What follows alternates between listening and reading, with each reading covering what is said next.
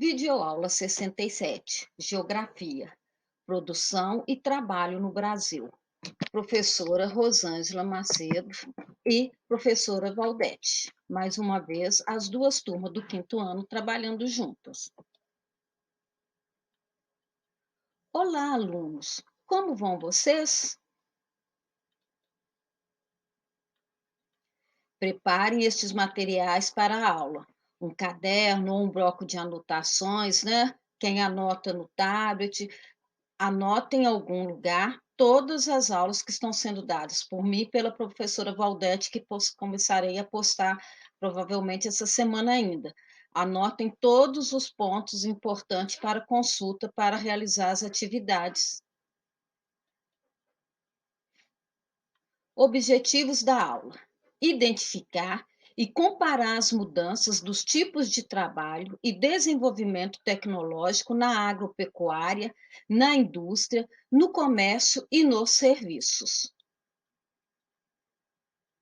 Conteúdos relacionados: o trabalho no município, espaço rural, campo e espaço urbano, cidade, as interações entre os trabalhadores do campo e da cidade, as modificações sofridas no trabalho, no campo e na cidade após os avanços tecnológicos, problemas ambientais relacionados às diferentes formas de trabalho no campo e na cidade. Conceitos e definições. Ao longo da história, as atividades de trabalho se desenvolveram de diversas maneiras, tanto no meio rural quanto no meio urbano, principalmente, né, relacionado à tecnologia. A tecnologia chegou tanto na parte urbana e principalmente na parte rural. São grandes máquinas hoje trabalhando nas grandes fazendas e nós iremos ver. Mudanças na produção e no trabalho. Antes do surgimento da indústria, a matéria-prima era transformada em produto por meio do artesanato. Na atividade artesanal, predomina o trabalho individual e, muitas vezes, a produção acontece na casa do artesão ou em uma pequena oficina, com o uso de equipamentos simples como agulhas, tesouras, martelos, etc. Né? Então, essa produção de trabalho, chamado trabalho em fundo de quintal, muitos ainda, né, realizam esse tipo. Nós temos no bairro mesmo, né, nós temos pequenas indústrias que trabalham com estofado, trabalham com prata e joias, né, trabalham com costura, alfaiataria, e os microempresários que trabalham hoje, né, com restaurantes, marmitex, né, isso tudo acontece próximo da gente. A partir do século XVIII, o uso de novas tecnologias na fabricação de produtos fez com que a produção passasse a ser realizada em fábricas, onde ficavam as máquinas e os operários que recebiam um salário em troca de seu trabalho. No começo, na industrialização, os operários trabalhavam cerca de 16 horas por dia. Na imagem, operários em uma fábrica de ferramenta na Alemanha no século XVII. Então, antes, os operários trabalhavam 16 horas, hoje não, é lei. Os operários trabalham, a jornada é de 8 horas. Passou de 8 horas, é considerado hora extra. Tem funcionários que trabalham por revezamento, né? Principalmente na área de saúde, tem outras áreas que trabalham 12, folga 12, eu não entendo bem essa escala. Mas hoje o funcionário trabalha 8 horas, tem horário de lanche e horário de almoço, descanso semanal, né? No final de semana, feriado, ou esse descanso semanal pode ser negociado também com o patrão, podendo acontecer, tem que acontecer pelo menos uma vez na semana. E tem direito a férias também. Nas linhas de montagem. No início do século XX, muitas indústrias passaram a implantar uma nova forma de produção, a linha de montagem. Isso foi considerado um avanço e fez com que as indústrias fabricassem grandes quantidades de um mesmo produto em muito menor tempo, né? Na linha de montagem, o operário realizava a mesma tarefa no longo do dia de trabalho. Nas últimas décadas, uma inovação importante nas indústrias e nas linhas de montagem foi a implantação de robôs programados para realizar tarefas com mais precisão, rapidez e eficiência. A implantação de robôs nas fábricas e na indústria fez com que diminuísse a mão de obra, né, humana, né, a pessoa humana ali fazendo, porque o robô faz com muito mais precisão e faz com muito mais rapidez o que o homem faz. Mas por trás dessa máquina tem um homem que a controla. Reduziu-se a mão de obra e se especializou a mão de obra humana para lidar com esses robôs nas grandes fábricas na linha de montagem. Aqui vocês podem ver um exemplo de uma linha de montagem em uma indústria de automóveis, né? Os robôs fazendo a vez do homem. Então, os robôs, cada robô é programado para fazer uma parte ali naquele carro. No final, né, sai aquele carro perfeito, muito mais rápido e com muito mais precisão com o que os robôs fazem. Então, a linha de montagem de automóveis é importante.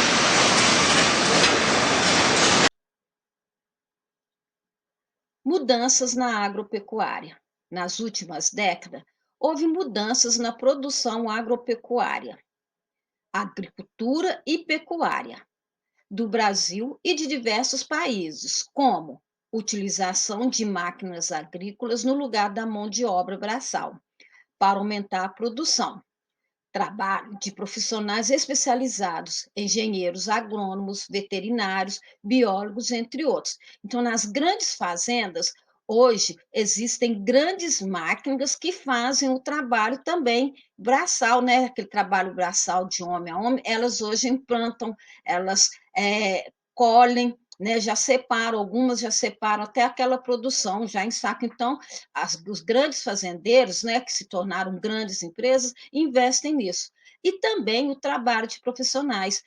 Eles contratam agrônomos, né, para analisar a terra, a semente, veterinários para lidar com os animais, né? Quem tem produção, fazenda de produção de leite, é necessário veterinário para olhar as vaquinhas ali, biólogos, entre outros profissionais que trabalham ali de acordo com o que cada fazenda vai produzir, vai precisar de um profissional especializado naquela área. Foram criados diversos instrumentos e máquinas, produzidos com técnica e tecnologia mais modernas, para que o campo produzisse mais, melhor e em menos tempo. Essas mudanças provocaram alterações também no trabalho e na paisagem do campo. Para melhorar a produção, foram criados insumos agrícolas à base de produtos químicos. Para combater pragas, como insetos e plantas que pudessem prejudicar o desenvolvimento das plantações, foram criados os agrotóxicos, infelizmente, né? E com a utilização de aviões, a aplicação de insumos ou de agrotóxicos ficou muito mais rápida. O desenvolvimento tecnológico permitiu que fossem criadas máquinas para o plantio e a colheita de diversos produtos agrícolas. As diferentes máquinas podem realizar várias atividades: preparar o solo, plantar, colher e até ensacar os bens produzidos. Esse tipo de produção agrícola é chamado agricultura mecanizada, né? Então, para combater as pragas, né, insetos que atacam as grandes lavouras, foram criados os agrotóxicos, infelizmente, né? E eles, né, antigamente, muitos dos homens da parte rural adoeciam muito e não sabiam, porque eles mesmos que aplicavam ali nas árvores e acabavam respirando ou tendo contato com a pele com esses agrotóxicos. Hoje, os aviões que fazem essa aplicação. E como eu disse, né, as grandes máquinas, né, que preparam o solo, que plantam, colhem e até ensacam os bens produzidos naquela propriedade, que é chamada a agricultura mecanizada. Então, aqui vocês podem ver um trabalhador rural utilizando um arado e a força de um cavalo para tratar a terra. Em pequenas propriedades, eles ainda fazem uso, né, desse tipo de tratamento para a terra, para poder revirar a terra. Agora, em grandes fazendas, onde a produção é bem grande, né, eles já fazem uso de agricultura mecanizada, né, que usa a máquina para tudo. Aqui tem uma máquina, né, que faz a colheita de uva. Assim, como aconteceu com a agricultura, foram criadas novas técnicas e tecnologias na pecuária. As novas tecnologias são importantes para que os animais tenham cuidados especiais durante o crescimento e ocorra o aumento da produção. Para garantir que os animais tenham alimentação suficiente para crescerem saudáveis, foram criadas rações, ou seja, uma combinação de ingredientes específicos para cada tipo de animal que vai consumi-la, além de vermífugos e vacinas para a prevenção de doenças. Muitas fazendas instalaram máquinas que auxiliam na criação dos animais e na extração de outros alimentos, como leite e ovos. No Brasil, ele só pode exportar carne, né, para outros países se provar se aquele animal, né, foi vacinado. Hoje, né, a mãe que cria galinha, vocês podem ver, a mãe que cria galinha, que não, de vez em quando ela compra uma ração, ração de postura, ração de engorda, né? Tem rações diferentes para os animais. Aqui vocês podem ver uma ordenha, né? Mecanizada, né? Hoje não é só o vaqueiro que vai lá o tiro. Em pequenas propriedades, ainda a ordenha, né, é feita manualmente. Em grandes fazendas com produções de leite para a produção de laticínios, eles usam a ordenha mecânica. Agricultura e cuidado com o meio ambiente. Manter as condições necessárias ao longo do tempo para a produção de alimentos é um grande desafio. A agricultura ambientalmente correta é a que propõe o equilíbrio entre a produção de alimentos e a conservação ambiental. Veja alguns exemplos de práticas relacionadas ao cultivo de alimentos que preservam o ambiente e auxiliam na conservação do solo. Agricultura orgânica. Nesse tipo de cultivo, não são utilizados fertilizantes químicos nem agrotóxicos. Usam-se adubos orgânicos e métodos naturais para o controle de pragas.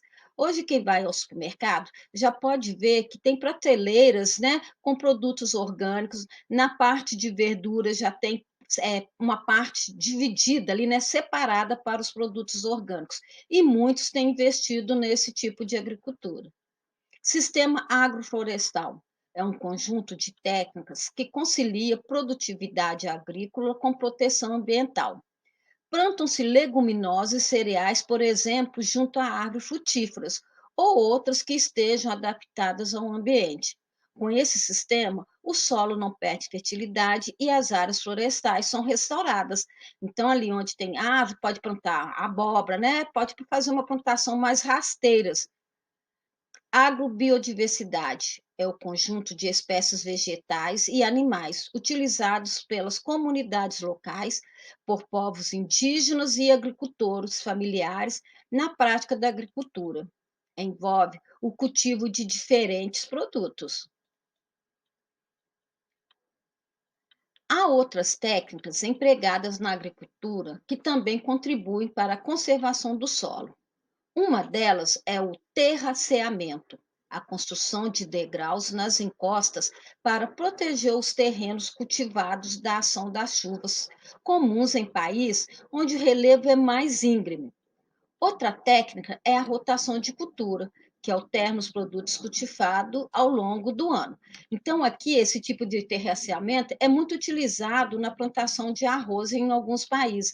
E essa técnica, né, a rotação de cultura, se numa rocinha um ano plantou milho, no outro ano vai plantar feijão. Se num ano plantou mandioca, no outro ano planta cana-de-açúcar. Então, eles fazem a rotatividade de culturas. Do campo para a cidade e da cidade para o campo. Você já estudou as características que diferem as paisagens do campo e da cidade e as suas atividades, não é mesmo? No Brasil, Atualmente, a maior parte da população é urbana, ou seja, mora nas cidades. Segundo dados do IBGE, somente 15% do total da população brasileira vive em áreas rurais. Mas nem sempre foi assim. Na década de 1950, por exemplo, a quantidade de pessoas que viviam no campo era bem maior do que a de pessoas que viviam nas cidades. A partir da década de 1970, o uso de máquinas no campo aumentou. Isso vai trazer consequência, né? Por quê? A máquina vai substituir a mão de obra. Então, na década de 50, a população rural, né, nas áreas rurais, era bem grande. Agora vamos ver, as máquinas chegam, a partir da década de 1970, as máquinas chegam nas grandes fazendas. O que vai acontecer com a mão de obra humana? Muitos trabalhadores perderam o emprego, pois uma colheitadeira, por exemplo, substitui o trabalho de várias pessoas, além da mecanização, outros fatores, como conflitos pela posse de terra, falta de condições financeiras e de terra para o plantio, levaram diversos trabalhadores rurais a abandonar o campo. Como alternativa, as pessoas mudaram-se para cidades em busca de novas oportunidades. Esse fenômeno é conhecido como migração campo-cidade. Olha só, eu já tinha falado para vocês sobre isso, né? A pessoa que sai da parte rural e vem para a cidade em busca de melhores condições de trabalho. O que vai acontecer com essa pessoa que chega na cidade e não encontra o trabalho? Não tendo trabalho, não tem dinheiro. Não tem dinheiro, não tem comida, não tem onde morar. Se não tiver um familiar para poder socorrer, o que acontece? Já falei para vocês, vamos ver? Ao chegar às cidades, muitos desses migrantes enfrentam situações difíceis, como a falta de emprego e de moradia adequada. Da mesma forma que algumas pessoas se deslocam do campo para viver na cidade, outras buscam oportunidades de trabalho nas áreas rurais. Então, voltando aqui, essas pessoas que chegaram da cidade, do campo, vieram para a cidade, se não encontraram emprego e moradia, o que acontece? Muitos acabam vivendo na rua, né? Ou muitos acabam indo para morar em aglomeradas, antigas, né? Como chamava as favelas, porque não tem condições de morar em outro lugar. São trabalhadores, então aqui, né, as pessoas que saem da cidade para ir para o campo, são trabalhadores que podem continuar residindo na cidade, mas trabalham no campo. Essas pessoas podem trabalhar em atividades ligadas à terra e à prestação de serviços, bem como à agroindústria, né? Nesse vai e vem, esse campo, entre campo e cidade, há uma troca de costume entre os dois locais. Moradores da cidade são influenciados pela cultura rural, por exemplo, na música, na comida e nas vestimentas comuns do campo, como botas e chapéus. Por outro lado, os moradores da cidade levam para o campo, ao se deslocar, hábitos e costumes urbanos. Vai haver uma troca de cultura, né? Cultura de cidade e cultura rural. Agora, para descontrair um pouco a nossa aula, vamos ver aqui essa tirinha. Painho, é verdade que o homem do campo está indo morar na cidade grande? Oh, céus, isso é terrível! Quem é que vai plantar e colher as frutas, verduras e cereais que o homem da cidade grande tem na sua mesa de refeições? Olha a preocupação desse personagem, né? Se todos os moradores da parte rural for para a cidade, quem que vai colher para o homem da cidade? Será que vai acontecer isso um dia? Hoje tem as máquinas, mas mesmo tendo a máquina, alguém tem que ficar na parte rural. Agora vamos ver essa outra que é chamado, não é tirinha, é uma charge, né? É, vai alta tecnologia aí, olha a tecnologia dele, né? Usando fertilizantes, né, para a planta. Aí o outro, não, eu prefiro orgânico. O que é orgânico? Ele fez uma compostagem e vai usar aquele adubo orgânico, enquanto o outro, que é mais pressa, né, vai usar um fertilizante. O que não faz bem nenhum para a nossa saúde. Por isso, todo alimento, né, toda fruta, verdura que entra em nossas casas, nós temos que higienizá-los perfeitamente. Existem fórmulas, né, para poder tirar. Eu, por exemplo, eu gosto de lavar com vinagre, né? Tudo que eu verdura, moranguinho, que, né, tomate, eu lavo com vinagre, eu lavo com água sanitária para tirar pelo menos um pouco, né? Para ter aquela ilusão que eu tirei um pouco de agrotóxicos. Obrigada pela participação. Esta aula vai ser aprofundada no livro didático de geografia, onde vocês verão outros conteúdos e atividades para serem feitas agora no mês de maio, de acordo com o plano de estudo da turma. Combinado? Qualquer dúvida, assistam novamente esta aula e não deixem de fazer a leitura dos textos do capítulo. Fiquem com Deus.